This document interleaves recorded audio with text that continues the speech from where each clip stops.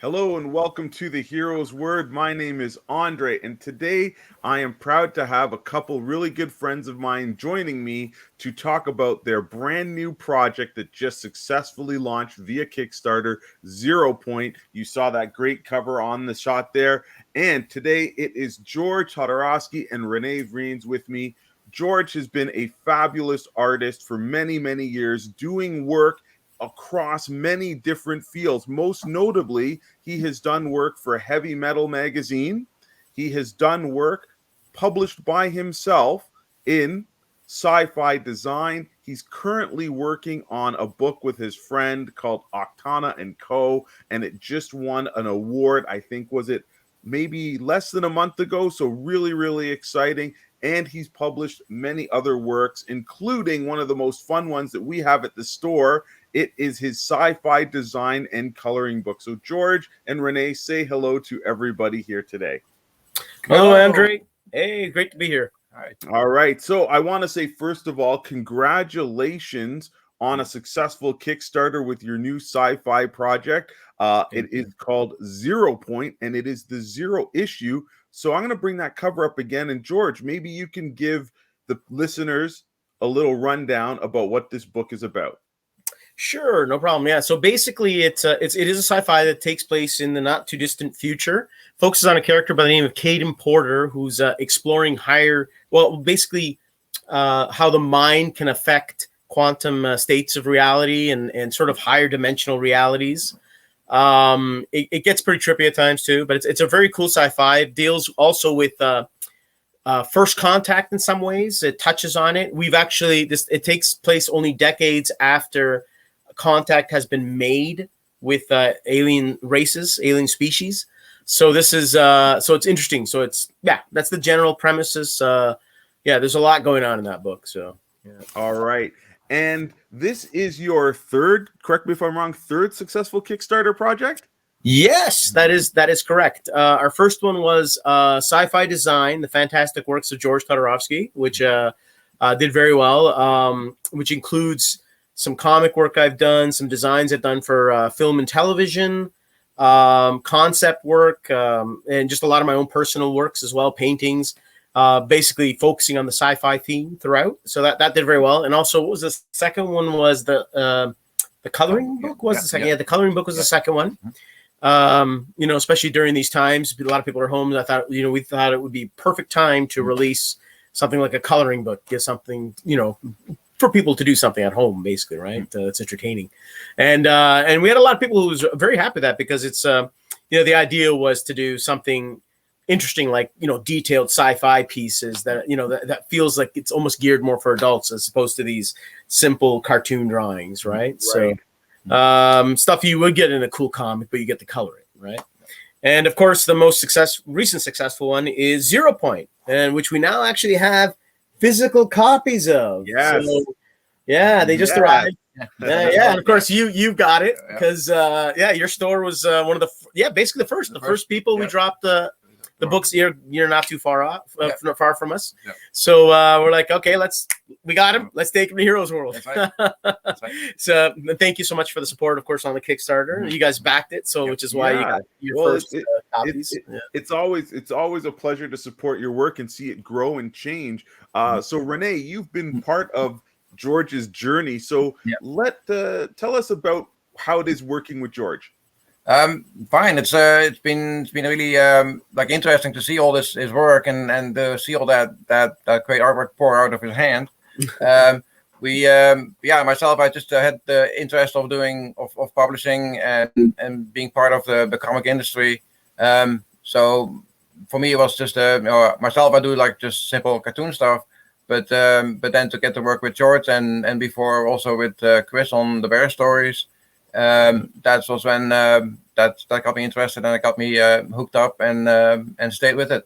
Right. Yeah. So you're kind of like his partner in crime. He bounces ideas off, and you guys are a synergistic team. I know you gave a really good brief intro to 0 Point, but I want to show this page here, George, and it's one of the pages that I think you just absolutely nailed, killed, crushed, destroyed. It's such a fantastic image, and I want to show the folks at home just a modicum of the creativity that is in this comic. So please tell people about Boom. Wow, what do we got going on Thanks, here?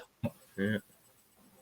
Yeah, that's the one of the double page spreads close to the center of the story. It's kind of a reveal of the first look at one of the characters. You're not seeing the character itself, the character themselves, but you're seeing their this character's vehicle, I guess you could say. So yeah, I wanted it to be big, so it's a double page spread. Yeah, so Straight in ink.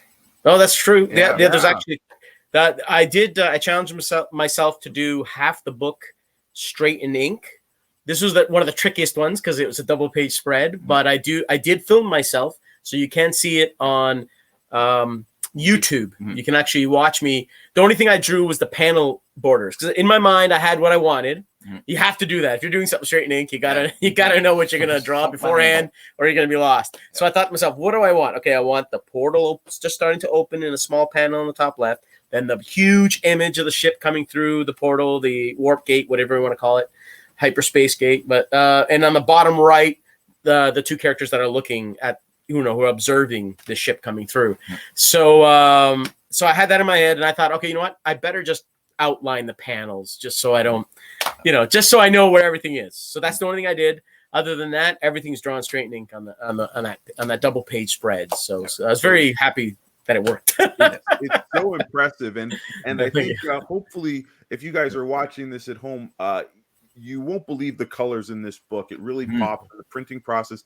Great job. It is a slick, nice cardstock cover, but the interior pages just the color pops and it really adds to the art. So knowing that you just did that straight to ink. So folks, what that means is he didn't pencil anything before. He drew all of that with the ink. So different marker, different tip sizes and whatnot. So again, he can't make a mistake, or if he makes a mistake, he's got to make sure that we can't see it. So that segues perfectly into George. Like, tell the audience a little bit about your differing and varied art style, because many different styles with many different tools of the trade, shall we say? I've always loved from a very young age. I love the idea of changing my art style to suit a project, right? To suit a story. Like if it's a dark, scary story, use a darker style. If it's something fun and light, use a lighter style, whatever, thinner lined or just funner looking, maybe more cartoony.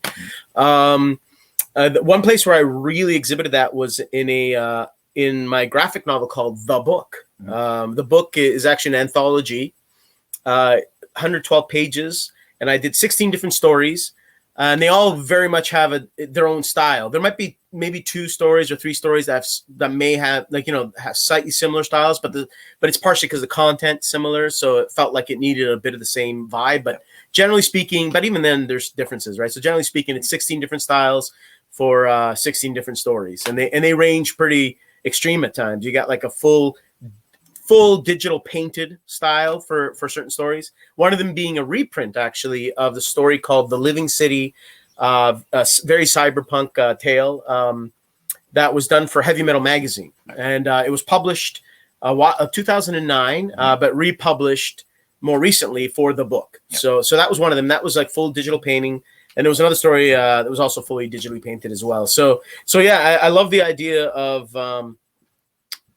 pretty much. It's interesting because it was actually my grade 8 teacher, I think, that made me kind of go on that path a little bit.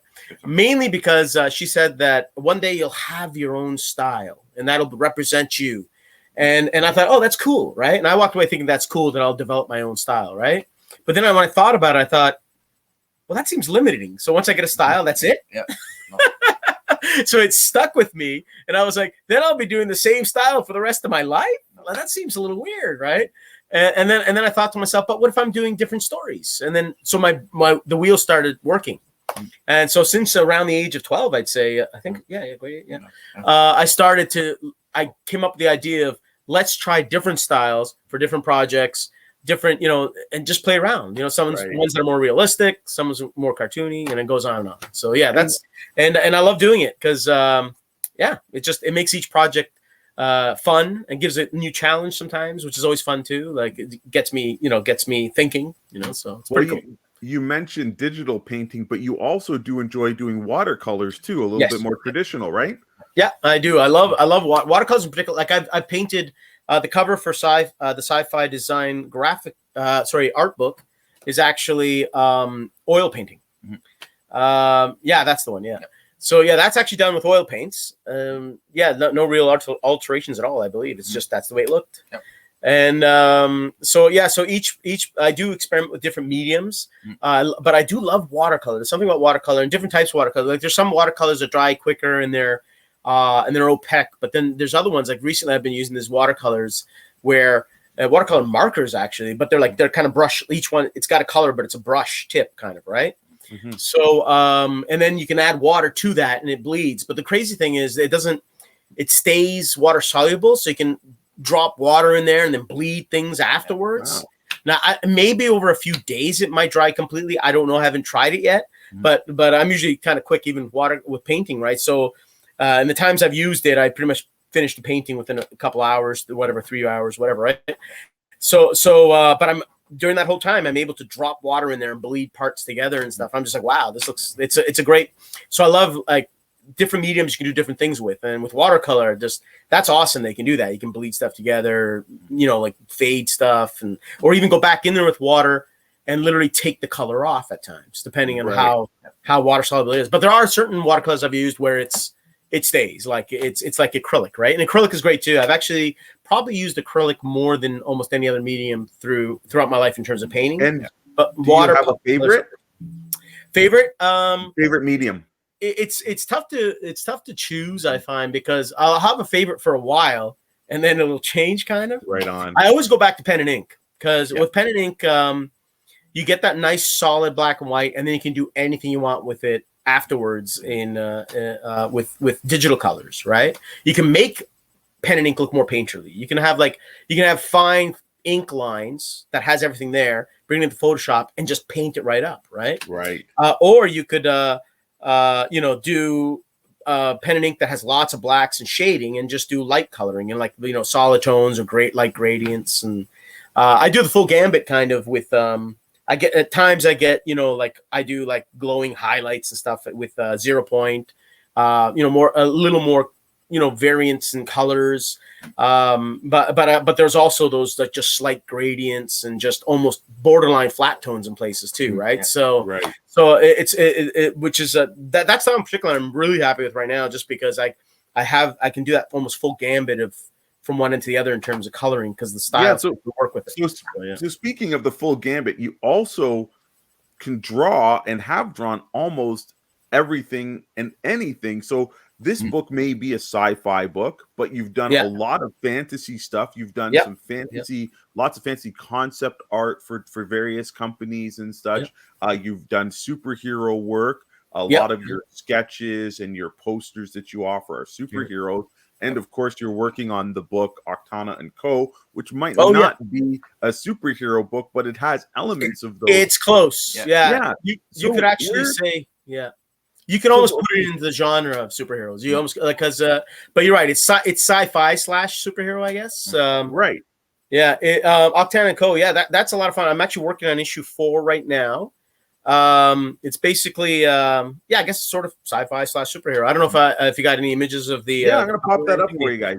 So issue 2, this one 3, issue 3, actually this one actually also won an award for best third place for best comic of 2020. So it's about sort of a woman who's armored, who works with octopi, right? And what they do is she's genetically her and her science team, I guess, have genetically altered, and also they made cybernetic implants into the octopus so that they can communicate. And so it's very interesting. So, but then there's another element, which here you can see. This is actually the page that's up now is kind of a sneak peek at the issue 4 that I'm working on. This is kind of showing the age of, I guess, the extinction of the dinosaurs and the what did it. So it's kind of a neat little moment. So basically, yeah, so she both her and her octopus friend Co. Her name is, well, actually, her real name. What's her real name again? Do you remember it? Another hand. Okay, the octopus calls her Octana because the name of the boat she was on was the Octana, and the octopus kept referring to her as Octana. So that's kind of become the character's name. I think it's Anna or something. Is it Anna? No, maybe not. Anyway, so they become friends, and an adventure ensues when some sort of rogue, I don't know, group wants the technology, and also they're also looking for something else, and this is where the story expands and has something to do with aliens. That's kind of the idea. And Octana and actually the octopus were also affected by some sort of alien, a sort of explosion dealing with alien technology or something. So Octana, in a sense, this is where the superhero element comes in. She absorbs stuff from the octopus in terms of DNA type stuff, but she was, and also that was emphasized or exaggerated through the technology from the alien tech, and she kind of becomes a superhero. So that's kind of where it stands. But yeah, so but it's really project interesting. For this project, you were not working by yourself. You are collaborating with somebody. So how is this process different from when you are creating just on your own? It's very different in many ways. It's and similar in some ways too, obviously. But I guess it's in some ways, I guess it helps having like the writer, Yuri in particular. He's a bit of an artist himself, so he actually likes to do layouts. So in some ways, a lot of the pages are very laid out for me, but I do get to play with it. He always says, if you can make it look bigger and better. Sorry, he's he's got an accent. Ukrainian. That's it. Yeah, like he's always asking, make things come out of the panels or whatever, right? So sometimes I'll take that as a suggestion as to play with it, right? So but sometimes his layouts are really good, so I'm like, there's nothing I need to change. So as you go through it, you'll see a lot of stuff that's the same, right? And the general layout, obviously all the details are very different or whatever, but the characters here, the boats there or whatever, right? And or the angle, he chooses some pretty cool angles sometimes, but sometimes I really get to play with it, and and do whatever comes to mind. So but it adds to but even if I come up with something new and change stuff, I've got that as inspiration for that. Right. Does that make sense? It's already, there's a basis there to build from. Yeah, sort of like, hey, that's a pretty cool layout, but oh my God, what if I did this? Like it's kind of one of those sort of scenarios, right? There's that. But there has been actually that scene, that's the scene with the dinosaur extinction is something that I suggested, and he ended up, that one there. And he ended up using in the book, and I was so excited when I saw it in the script. I was like, all right. So even once in a while, we tend to brainstorm a little or come up with some ideas. It's mainly his story, his ideas, but he's used the occasional little tidbit. Like that's one concept he used, right? So right. It's a really great story. For me, it just gets more and more interesting and better with each issue. I think I didn't do the first issues, the first two. Sorry, the first two. I did covers for them, but I didn't do the interiors for the first two. But I already found them entertaining, which is why I thought it'd be cool. I actually thought this was actually interesting. I thought it'd be a cool book to work on, and literally when I thought that, within a week or two, I suddenly got him texting me, or maybe it was when we saw him in person. I can't remember. He said, "Hey, you want to work on the next issue with me?" And I was like, "Yeah." Yeah, that's kind of weird. I find a lot of stuff like that happens to me, though. I find it's odd that I'll think something, and then like there's been a lot of work situations where it's like, oh, it'd be cool to do something like this. It'll be cool to do a book. Actually, that did happen with I'm trying to remember the name of it. Dungeon Crawler Adventures. So Dungeon Crawler is a game I worked on a few years ago. I did card art for it. I did character designs for it, and I did an online comic strip that eventually turned actually into a graphic novel. It's like a 200-page graphic novel. I did about half of it. I did about 101 pages, I believe. Yeah. So and the cover. I did the cover. Yeah. So but anyway, that I remember when that came about, I was literally like going, darn, I'd love to do some sort of medieval project. I'd love to a comic book.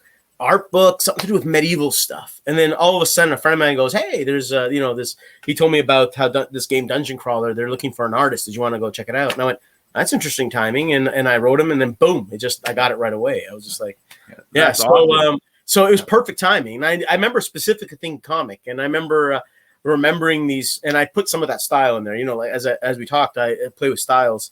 I remember these Dungeons and Dragons ads when I was growing up by Bill Willingham, Jeff D, I believe, did a couple. And I remember just how excited I was when I saw those ads, like in comic books and stuff, right? And I remember that was my mind even before I got the job. So when the comic thing came up, oh, that's great. I put a bit of those styles in there. I put a bit of people I was into at the time, like Bill Willingham, Jeff D. I was also into Golden, so I think I might have threw a bit of Golden in the style, a bit of my own thing, of course. Oh, and of course, Craig Russell, who did Elric. That was another book I was into back at that time. Elric, another fantasy book, beautiful work. But so I was able to play with that idea and everything. So it was awesome. So that's a perfect segue, George. And Rene, for both of you, tell me who are some of your inspirations from comic books or movies or illustrators or painters. So let's start with comic books first, and let me throw it to Rene for a bit because he hasn't said much. But who's some of the people that inspire you or that you just adore in the comic book realm? For me, it's since I grew up in Holland, in the Netherlands, and so for me, it's all the European masters, André Franquin, Hergé from Tintin. And so the mix of the European art is really where I came from, and that's still in me to when I do my art. So it's all like it's a mix between the clear line and the atom style that I try to play with. Right. And what about any artists from today, or shall we say more North American style, like current comics that you're following right now? I'm currently, I guess, Jeff Lemire has some great stuff. You, of course, put me onto Gideon Falls. Right. So the art in that is great, too. It's actually a European artist, I believe, or South American, maybe. But yeah, he's that's great art in there. Matt Wagner, of course, yes. Because then, again, Mark Wagner, again, because he has that sort of the simpler line and the flat color idea. So that again comes back from the European styles that I'm used to. So those guys are all still influencing me as well. All right, and George, what about you? I know there's probably a long list, but tell some of the readers about some of the cool artists that you like that have influenced and maybe, shall we say, help your style evolve over the years. Sure. Yeah, with comics in particular, it is a long list, but I'll just mention a few key ones. I guess I did mention a few, of course, early. Bill Willingham, John Byrne was an early influence. George Perez, P. Craig Russell. I love his work. I still love his work to this day. He's amazing. His stuff really holds up too. If you look at Russell from like 80s and 90s, and look at it now, it's like it all kind of feels almost timeless. I find he's up there. I still think is one of my faves. He's always had his own thing going on, and of course, one of the biggest influences I have to say on many levels is Mobius. He's just amazing. And in some ways, I almost feel kindred. Because I remember actually, how I mentioned when I was really young, I decided that I would play with different styles. Mm-hmm. When I discovered, or when I was introduced to him, actually, it's interesting how he was introduced to me. He was actually, people told me about him because people actually said it. Now it's so flattering. It feels weird saying it. Yeah. People said, "Hey, have you seen Mobius's work?" No, who's that? It's like, oh, it reminds me of your stuff. You should look at it. You should take a look at it. Yeah. And I heard that a bunch of times from a few of my friends and stuff like that. And I eventually saw it. And it's funny because the first thing I saw didn't grab me right away, but he's got many styles, right? The second thing I saw was Arzak, and I was like, "Oh my God, who is this? Oh, that's the guy we've been telling about. Yeah. This stuff's amazing. What, Mobius? This stuff's amazing, right?" And I was like, "Wow!" Right? Like the Arzak stuff just blew me away when I first saw it. And Yeah, so that stuff I absolutely loved. But he does that as well. He experiments with different styles. That's why I didn't catch. And then I realized that. I realized when I went, oh, he does all these different. That's kind of what I'm doing, right? Like I went, wow, it's amazing, right? So yeah, so of course at that point I did get influenced by him and more. I just love his stuff. So good. I'm trying to think if there's any other artists that really. There's so many. Michael Golden, of course, I mentioned. Early days, more recent, of course, Mike Mignola. Mignola is really cool. He's amazing. Trying to think of more recent ones. Travis Charest. He's really cool. Yeah. And actually, the same person I was brought up when he was talking about it, Matt Wagner. Yeah. He's one of those artists that I don't know. Everything he does, I find so. It's just so entertaining. Like it's there's something about his art style.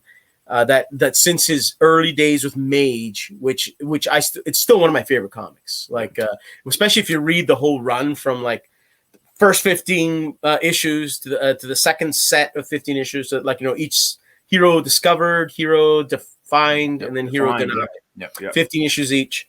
That's an epic tale. That's just it's in terms of comics, it's history making in my books, right? Like that's an awesome collection of stories. And one of my favorite reads, and some of that art is just so gorgeous and beautiful colors by his son, Brennan Wagner. Brennan, that's right, yeah.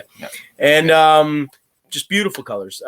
Is the Grendel Heroes Odyssey? No. Grendel the Devil's Odyssey. Yeah.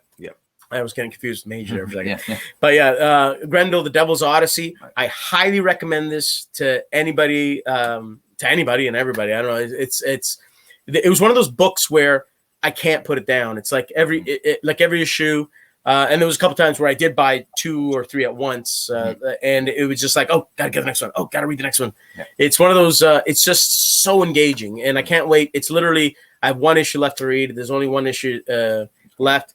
I can't. Yeah, it's coming next week, and I can't wait to see how it wraps up. And awesome news! There's a new Grendel series coming out after this, and so I'm just like, yes.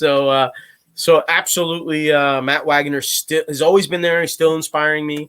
Bill Willingham, unfortunately, one of my earliest inspirations, doesn't draw much anymore, but he does write, and he's an amazing writer.